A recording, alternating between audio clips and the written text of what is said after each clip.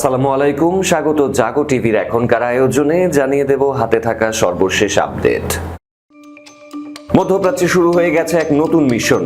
America হটাও মিশনে নেমেছে ইরান, কোনো ছাড় দেবে না মোজতবা খামেনি। আজও মধ্যপ্রাচ্যে 18টি লক্ষ্যবস্তুতে হামলার দাবি আইআরজিসির, নিশানায় মার্কিন ঘাঁটি। ইসরায়েলকে নাৎসি বাহিনীর সাথে তুলনা করলেন কলম্বিয়ার প্রেসিডেন্ট। লেবাননের জনগণকে হিজবুল্লাহ বিরোধী অবস্থান নেয়ার আহ্বান জানিয়েছেন নেতানিয়াহু। এই যুদ্ধে ট্রাম্পকেই আত্মসমর্পণ করতে হবে বললেন ইব্রাহিম রেজাই। তুরস্ককে শত্রু রাষ্ট্র ঘোষণা করল ইসরায়েল। যুক্তরাষ্ট্রের দেয়া হিমোর্স থেকে চীনের থেকে তাইওয়ানের রকেট নিক্ষেপ। শুনছিলেন শিরোনাম, এবার পুরো খবর। মধ্যপ্রাচ্যে শুরু হয়ে গেছে এক নতুন মিশন। আমেরিকা হটাও মিশনে নেমেছে ইরান, কোনো ছাড় দেবে না মোজতবা খামেনি। প্রতিবেদনে বলা হয়, মধ্যপ্রাচ্যে কি শুরু হয়ে গেছে এক নতুন মিশন। একটি মিশন যার লক্ষ্য শুধু পাল্টা হামলা নয়, শুধু ক্ষেপণাস্ত্র ছোড়া নয়, বরং পুরো মধ্যপ্রাচ্য থেকেই আমেরিকার সামরিক উপস্থিতিকে চ্যালেঞ্জ করা। একের পর এক মার্কিন ঘাঁটি নিশানায়, কুয়েতে ক্ষেপণাস্ত্র, বাহরাইনে ড্রোন হামলার দাবি, জর্ডানে মার্কিন ঘাঁটির দিকে ব্যালিস্টিক মিসাইল, আর একই সাথে হরমুজ প্রণালী ঘিরে নতুন হুমকি। তেহরান এখন এমন বার্তা দিচ্ছে যেন তারা শুধু একটি যুদ্ধ লড়ছে না, বংশ মধ্যপ্রাচ্যের শক্তির ভারসাম্যই বদলাতে চাইছে। আর তাই প্রশ্ন উঠেছে, ইরান কি সত্যি মধ্যপ্রাচ্য থেকে আমেরিকাকে হটানোর মিশনে নেমেছে? গত 24 ঘন্টায় যা ঘটেছে তা পুরো অঞ্চলকে ঠেলে দিয়েছে নতুন এক বিপজ্জনক মোড়ে। যুক্তরাষ্ট্রের নতুন হামলার পর পরিস্থিতি আরো বিস্ফোরক হয়ে ওঠে। মার্কিন সেন্ট্রাল কমান্ড বা সেন্টকম জানিয়েছে তারা ইরানের একাধিক সামরিক লক্ষ্যবস্তুতে নতুন করে হামলা চালিয়েছে। ওয়াশিংটনের ভাষ্য অনুযায়ী এসব হামলা ছিল সেলফ ডিফেন্স স্ট্রাইক বা আত্মরক্ষামূলক হামলা, কিন্তু কয়েক ঘন্টার মধ্যেই আসে তেহরানের জবাব। ইসলামিক রেভলিউশনারি গার্ড কর্পস বা আইআরজিসি দাবি করে তারা 2 দফার সামরিক অভিযানে মধ্যপ্রাচ্যে অবস্থিত মার্কিন বাহিনীর 18টি গুরুত্বপূর্ণ লক্ষ্যবস্তুতে আঘাত করেছে। ইরানের দাবি অনুযায়ী কুয়েতের আলী আল সালেম ও আহমাদ আল জাবের বিমান ঘাঁটি এবং বাহরাইনের শেখ ইসা এয়ারবেস তাদের হামলার লক্ষ্য ছিল। একই সাথে ইরানের সেনাবাহিনী দাবি করে বাহরাইনে অবস্থিত মার্কিন নৌবাহিনীর 5th ফ্লিটের সদর দপ্তরের বিরুদ্ধে ড্রোন অভিযান চালানো হয়েছে। বাস্তবতা হলো, পুরো উপসাগরীয় অঞ্চল এখন সর্বোচ্চ সতর্ক অবস্থায়। বাহরাইনে সাইরেন বাজানো হয়েছে, কুয়েতের আকাশসীমা সাময়িকভাবে বন্ধ করা হয়েছে, জর্ডানেও একাধিক নিরাপত্তা সতর্কতা জারি করা হয়েছে। আর এসব ঘটনার মাঝে ইরানের সামরিক নেতৃত্ব নতুন হুঁশিয়ারি দিয়েছে। তাদের ভাষায়, মধ্যপ্রাচ্যে যে কোনো মার্কিন আগ্রাসনের জবাব হবে চূর্ণ বিচূর্ণ ও সিদ্ধান্তমূলক। শুধু তাই নয়, ইরান আবারও দাবি করেছে হরমুজ প্রণালী দিয়ে জাহাজ চলাচল বন্ধ করা হবে এবং প্রয়োজন হলে যে কোনো জাহাজকে লক্ষ্যবস্তু বানানো হতে পারে। এই ক্ষেত্রে বিশ্লেষকরা বলছেন এটি শুধু সামরিক বার্তা নয়, এটি মূলত মধ্যপ্রাচ্যে আমেরিকার দীর্ঘদিনের সামরিক আধিপত্যকে সরাসরি চ্যালেঞ্জ। কারণ বাহরাইনের 5th ফ্লিট, কুয়েতের বিমান ঘাঁটি কিংবা জর্ডানে মার্কিন উপস্থিতি সবকিছুই এই অঞ্চলে আমেরিকার শক্তির প্রতীক। আর ইরানের সাম্প্রতিক বক্তব্য ও হামলার দাবিগুলো দেখাচ্ছে তেহরান সেই প্রতীকগুলোকেই লক্ষ্যবস্তু বানাতে চাইছে। মধ্যপ্রাচ্যের যুদ্ধ এখন আর শুধু সীমান্তের লড়াই নয়, এটি প্রভাবের লড়াই, এটি আধিপত্যের লড়াই। একদিকে আমেরিকা বলছে তারা পিছু হটবে না, অন্যদিকে ইরান বলছে প্রতিটি হামলার জবাব আরো কঠিন হবে। তাহলে প্রশ্ন থেকে যায়, ইরানের আসল লক্ষ্য কি শুধু প্রতিশোধ, নাকি মধ্যপ্রাচ্য থেকে আমেরিকার প্রভাব ও উপস্থিতিকে ধীরে ধীরে সরিয়ে দেয়া? তবে একটি বিষয় পরিষ্কার, মধ্যপ্রাচ্যের শক্তির খেলা এখন নতুন এক পর্যায়ে প্রবেশ করেছে। মধ্যপ্রাচ্যে যুক্তরাষ্ট্র ইরানের মধ্যে উত্তেজনা আরো বেড়েছে। ইরানের ইসলামী বিপ্লবী গার্ড বাহিনী আইআরজিসি দাবি করেছে তারা মধ্যপ্রাচ্যের বিভিন্ন দেশে প্রায় 18টি লক্ষ্যবস্তুতে হামলা চালিয়েছে। এসব লক্ষ্যবস্তুর মধ্যে বাহরাইন, কুয়েত ও জর্ডানে অবস্থিত মার্কিন সামরিক স্থাপনাও ছিল। এক বিবৃতিতে আইআরজিসি জানায়, জর্ডানের আল আজরাক বিমান ঘাঁটিকে বিশেষভাবে লক্ষ্য করা হয়েছে। তাদের দাবি, ওই ঘাঁটিতে অবস্থান করা মার্কিন যুদ্ধ বিমানগুলোর বিরুদ্ধে 12টি ব্যালিস্টিক ক্ষেপণাস্ত্র ছোড়া হয়েছে। আইআরজিসির ভাষ্য অনুযায়ী ওই বিমানগুলো ইরানের বিরুদ্ধে সামরিক অভিযানের প্রস্তুতি নিচ্ছিল। লক্ষ্যবস্তুতে থাকা যুদ্ধ বিমানগুলোর মধ্যে F-15, F-16 এবং F-35 মডেলের বিমান ছিল বলে দাবি করেছে তারা। বিবৃতিতে আরো বলা হয়, ক্ষেপণাস্ত্র হামলায় আল আজরাক ঘাঁটিতে থাকা বেশ কয়েকটি যুদ্ধ বিমান ধ্বংস হয়েছে, তবে এই দাবির বিষয়ে তাৎক্ষণিকভাবে স্বাধীন কোনো সূত্র থেকে নিশ্চিত তথ্য পাওয়া যায়নি। শুধু জর্ডান নয়, কুয়েতের দুটি বিমান ঘাঁটি এবং বাহরাইনের একটি বিমান ঘাঁটিতেও হামলা চালানোর দাবি করেছে IRGC। ইরানের এই বাহিনী আরো জানিয়েছে তাদের কয়েকটি হামলার লক্ষ্য ছিল যুক্তরাষ্ট্রের পঞ্চম নৌবহরের ঘাঁটি। তাদের দাবি এসব হামলায় উল্লেখযোগ্য ক্ষয়ক্ষতি হয়েছে এবং হামলার প্রভাব ছিল ব্যাপক। IRGCর মতে এসব অভিযানে ব্যালিস্টিক ক্ষেপণাস্ত্র ও ড্রোন ব্যবহার করা হয়েছে। হামলাগুলো সমন্বিতভাবে পরিচালনা করা হয় বলে তারা জানিয়েছে। ইরানি বাহিনীর দাবি, তেহরানের বিরুদ্ধে যুক্তরাষ্ট্র যে সাম্প্রতিক হামলা চালিয়েছে তার জবাব হিসেবেও এই পদক্ষেপ নেওয়া হয়েছে। IRGC বলছে, রাতে 1 বা 2 দফায় মার্কিন বাহিনী ইরানের বিভিন্ন স্থাপনায় হামলা চালানোর পর তারা পাল্টা প্রতিক্রিয়া দেখিয়েছে। সাম্প্রতিক এই পাল্টাপাল্টি হামলার ঘটনায় মধ্যপ্রাচ্যের নিরাপত্তা পরিস্থিতি আরও নাজুক হয়ে উঠেছে। আঞ্চলিক দেশগুলো সতর্ক অবস্থানে আছে। বিশ্লেষকদের আশঙ্কা, উভয় পক্ষের মধ্যে উত্তেজনা এভাবে যদি বাড়তে থাকে তাহলে সংঘাত আরও বড় আকার ধারণ করতে পারে। ইসরায়েলের নাৎসি বাহিনীর সাথে তুলনা করলেন কলম্বিয়ার প্রেসিডেন্ট। ইসরায়েলের দখলদারিত্বকে নাৎসি বাহিনীর সাথে তুলনা করেছেন কলম্বিয়ার প্রেসিডেন্ট গুস্তাভো পেত্রো। বুধবার জাতিসংঘ নিরাপত্তা পরিষদের এক বৈঠকে গাজায় সামরিক অভিযানের জন্য ইসরায়েলের তীব্র সমালোচনা করেন তিনি। পেত্রো বলেন, ইসরায়েলি ক্ষেপণাস্ত্রের আঘাতে গাজায় হাজার হাজার মানুষ নিহত হয়েছেন। তারা মানুষের ওপর, এমনকি শিশুদের ওপর ক্ষেপণাস্ত্র বর্ষণ করে।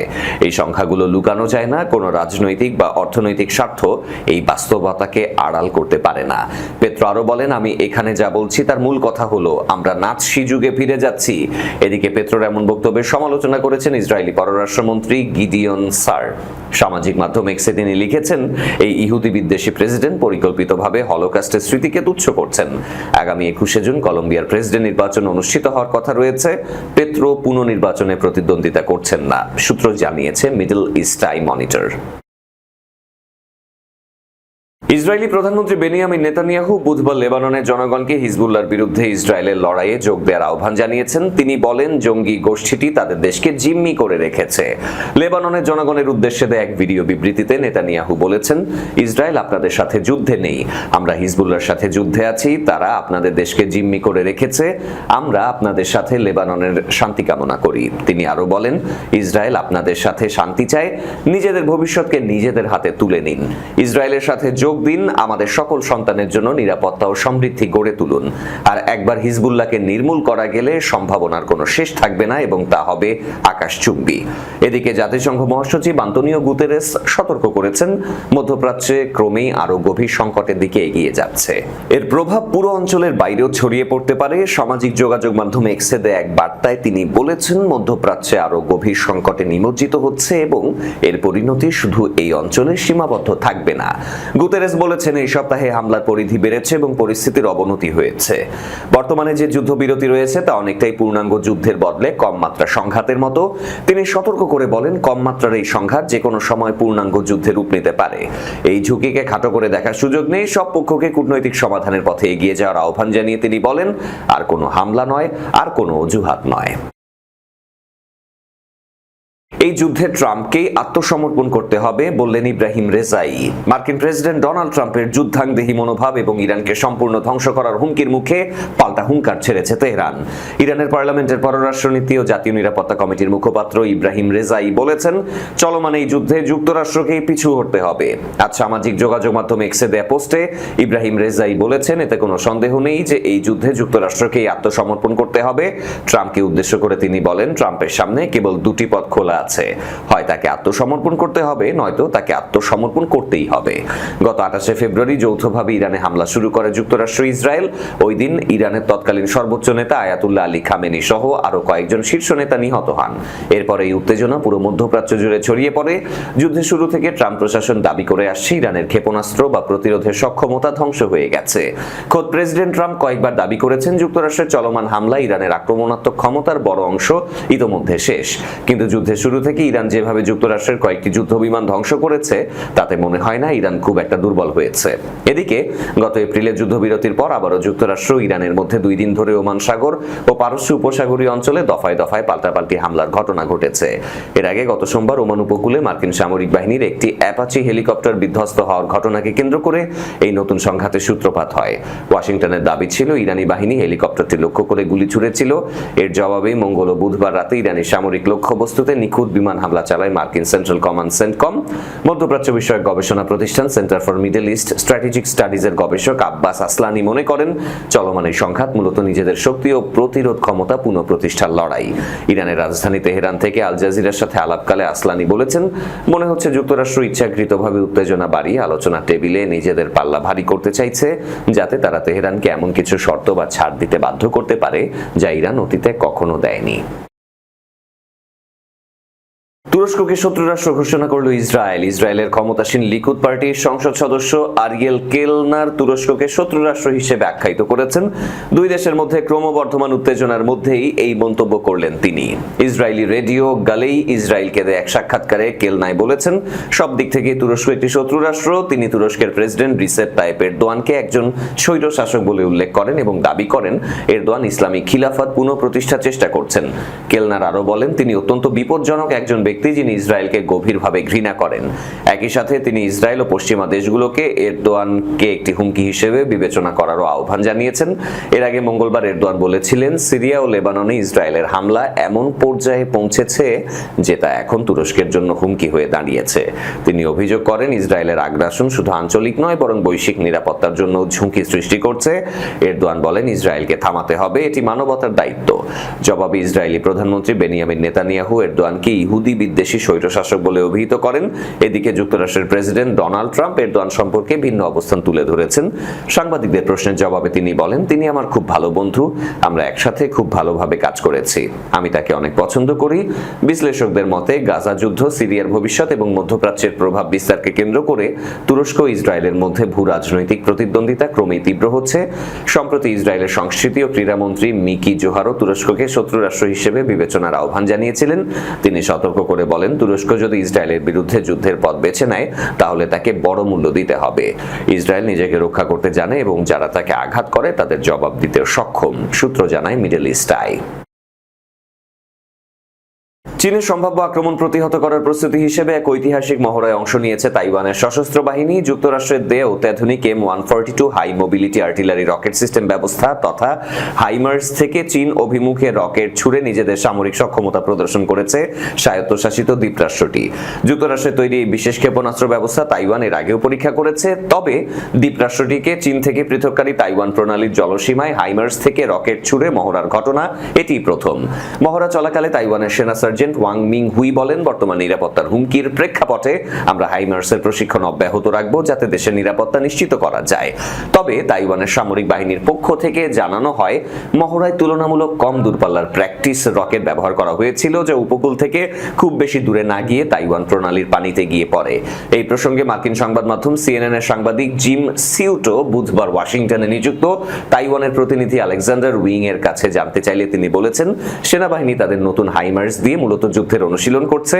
তিনি কিছুটা রসিকতা করে CNN কে বলেছেন, আমরা একটা দ্বীপ, আমরা কেবলই পূর্ব বা পশ্চিম দিকেই গুলি ছুড়তে পারি, তাই তারা পশ্চিম দিকটাই বেছে নিয়েছে। উল্লেখ্য, তাইওয়ানের পশ্চিমে চীনের মূল ভূখণ্ড অবস্থিত। হাইমার্স হলো high mobility artillery rocket system. Track mounted বা 6 চাকা ট্রাকে বসানো এই রকেট পডগুলো মূলত শুট অ্যান্ড স্কুট, গুলি করো এবং পালাও কৌশলের জন্য বিখ্যাত। এই কৌশলে যানগুলো কোনো গোপন সুড়ঙ্গ বা আস্তানা থেকে দ্রুত বের হয়ে মাত্র 3 মিনিটের মধ্যে নিখুঁতভাবে লক্ষ্যবস্তুতে ক্ষেপণাস্ত্র ছুড়ে দিতে পারে এবং শত্রু রাডারে ধরা পড়ার আগেই অন্য কোনো নিরাপদ আস্তানায় সরে যেতে পারে। এর ফলে যুদ্ধক্ষেত্রে এই অস্ত্র ব্যবস্থায় টিকে থাকা ক্ষমতা অনেক বেড়ে যায়। এরই সাথে শেষ করব জাগো টিভির এখনকার আয়োজন। শেষ করার আগে শিরোনামগুলো আরো একবার। মধ্যপ্রাচ্যে শুরু হয়ে গেছে এক নতুন মিশন। আমেরিকা হটাও মিশনে নেমেছে ইরান, কোনো ছাড় দেবে না মোজতবা খামেনি। আজও মধ্যপ্রাচ্যে 18টি লক্ষ্যবস্তুতে হামলার দাবি IRGCর, নিশানায় মার্কিন ঘাঁটি। ইসরায়েলকে নাৎসি বাহিনীর সাথে তুলনা করলেন কলম্বিয়ার প্রেসিডেন্ট। লেবাননের জনগণকে হিজবুল্লাহ বিরোধী অবস্থান নেওয়ার আহ্বান জানিয়েছেন নেতানিয়াহু। এই যুদ্ধে ট্রাম্পকেই আত্মসমর্পণ করতে হবে বললেন ইব্রাহিম রেজাই। তুরস্ককে শত্রু রাষ্ট্র ঘোষণা করল ইসরায়েল। যুক্তরাষ্ট্রের দেয়া হিমোর্স থেকে চীনের থেকে তাইওয়ানের রকেট নিক্ষেপ। এই ছিল আজকে জাগো টিভিতে। ধন্যবাদ সাথে থাকার জন্য। আল্লাহ হাফেজ।